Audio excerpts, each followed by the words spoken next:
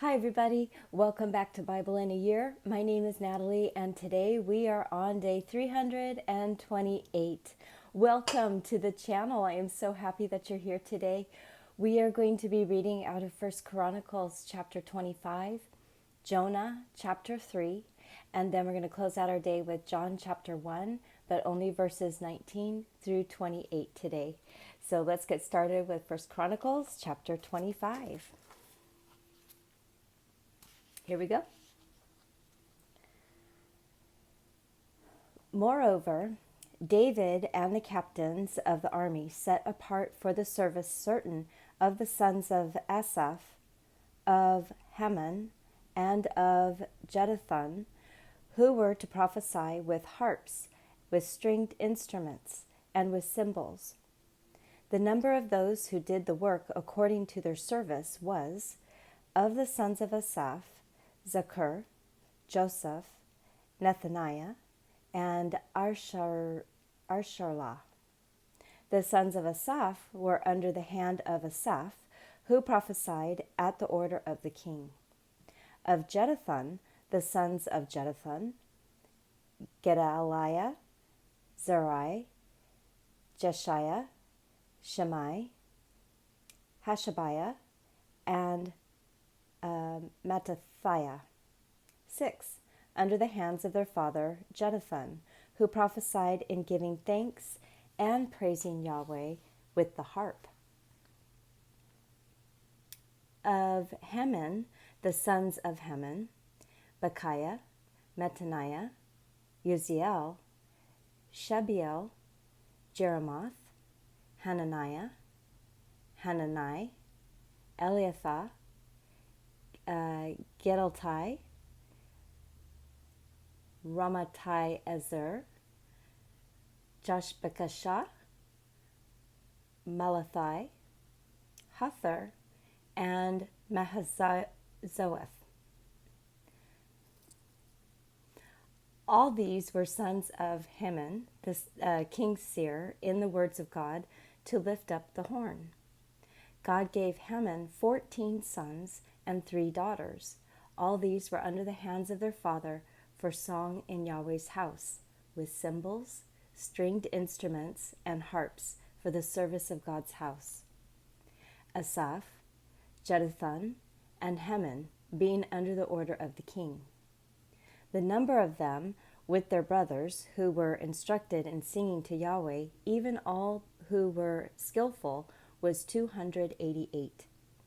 They cast lots for their offices, all alike, the small as well as the great, the teacher as well as the student. Now the first lot came out for Asaph to Joseph, the second to Gedaliah. He and his brothers and sons were 12. The third to Zaccur, his sons and his brothers, 12. The fourth to Izri, his sons and his brothers, 12. The fifth to Nethaniah, his sons and his brothers, 12. The sixth to Bechiah, his sons and his brothers, 12. The seventh to Jeshurlah, his sons and his brothers, 12. The eighth to Jeshiah, his sons and his brothers, 12. The ninth to Mattaniah, his sons and brothers, 12. The 10th to Shimei, his sons and his brothers, 12. The 11th to Azarel, his sons and his brothers, 12. The 12th to Hashabiah, his sons and his brothers, 12. For the 13th, Shabiel, his sons and brothers, 12. For the 14th, Mattaniah, his sons and brothers, 12. For the 15th, Jeremoth, his sons and his brothers, 12. For the 16th to Hananiah, his sons and his brothers, 12. For the 17th to Joshbekashah, his sons and his brothers, 12.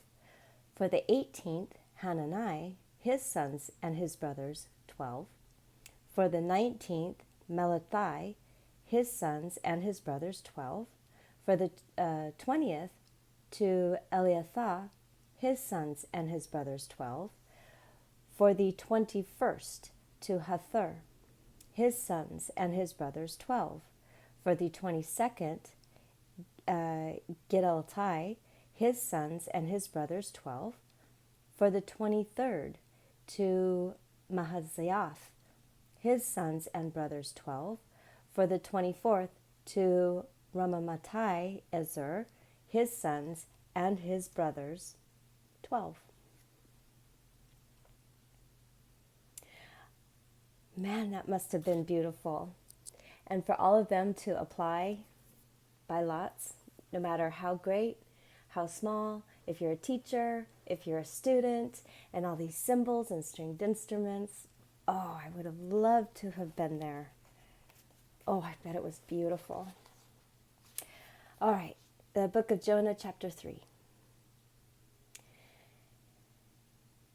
Yahweh's word came to Jonah the second time, saying, Arise, go to Nineveh, that great city, and preach to it the message that I give you. So Jonah arose and went to Nineveh according to Yahweh's word.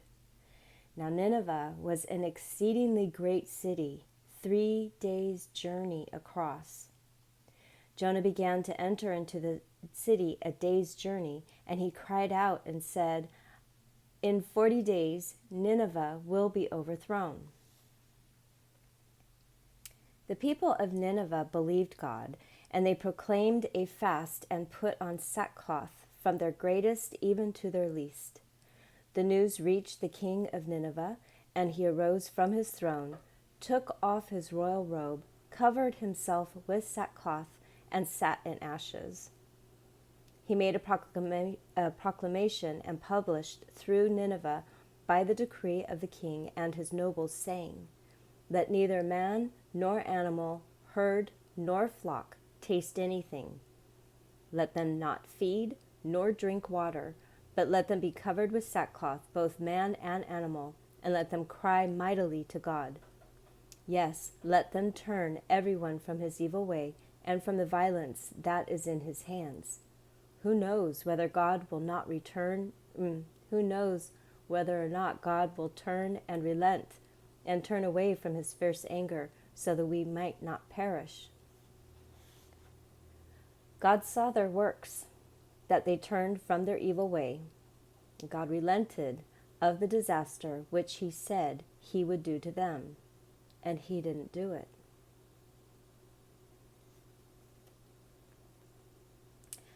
I don't think we talk about that much. Or at least I haven't heard it talked about much. How God changes his mind. I'm always hearing how, God said it and it's done.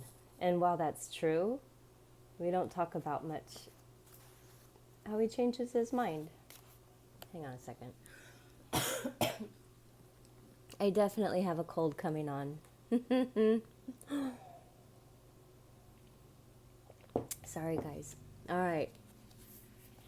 It's honestly, I show up every single day, and it's quite honestly a miracle I haven't been sick yet, so bring it on.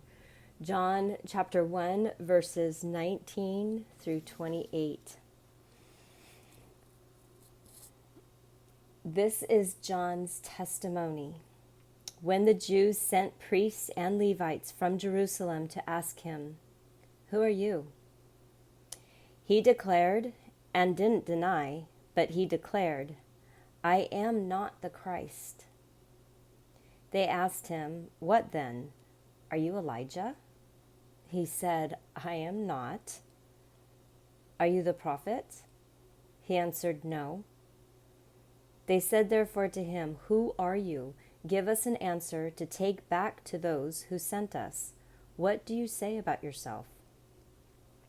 And he said, I am the voice of one crying in the wilderness, Make straight the way of the Lord, as Isaiah the prophet said. The ones who had been sent were from the Pharisees, and they asked him, Why then do you baptize if you are not the Christ, nor Elijah, nor the prophet? And John answered them, I baptize in water, but among you stands one whom you don't know. He is the one who comes after me, who is preferred before me, whose sandal strap I am not worthy to loosen. These things were done in Bethany beyond the Jordan, where John was baptizing.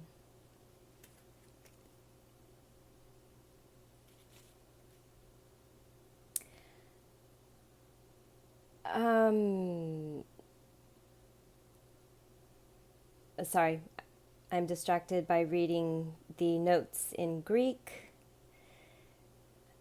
Okay, anyways, I'm sorry about that. So a thought that I had the other day was I was just thinking about our journey and all our reading that we've done, and how I made the comment before, we can't really take the Bible as some of it true, some of it, story, some of it, kind of mystery. Maybe it's true, maybe it's not. The Bible, we need to accept whether it is accurate and truth or a storybook. And as we have been reading in the Old Testament and partly in the New Testament, there are historical accounts. There is history in this that cannot be denied. And so this situation with John, how, everyone's coming up to him and saying, who are you?